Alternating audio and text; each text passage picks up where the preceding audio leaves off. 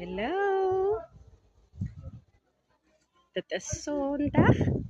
Ek is op pad van die begrafnis af wat gister gehou was in Kaapstad.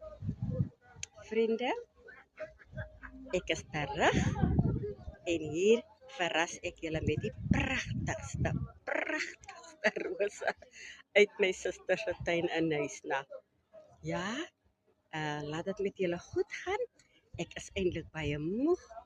Ons kamp net gou so vir 'n wyle uit by haar om 'n koppie tee te drink en om bene te red.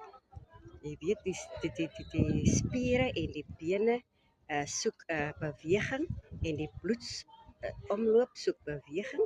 So dit is wat ons nou doen om ons gereed te maak vir die volgende tog na Port Elizabeth wat omtrent sekerlik so 3,5 ure sal duur. Soos ek sê, ons is 'n bietjie moeg. Ons gaan aanstoot na die koppie tee dat ons by die huis kan kom en lekker kan rus om weer môre wat maandag is te geniet. En ek is nuuskierig om my eie tuin te sien wat die toestand daar lyk. Maar laat dit met julle goed gaan. Geniet die res van die Sondag. Ek is bly om terug te wees. Tot 'n volgende keer. Bye. Hallo my familie, hoe gaan dit? Hallo my familie, hoe gaan dit? Kom staan hier by die roos. Staan hier langs die roos. Hallo.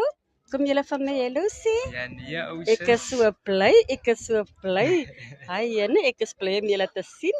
Maar ek gaan baie dankie. Ek gaan nou die video sluit. Dan gaan ons lekker gesels, né? Okay.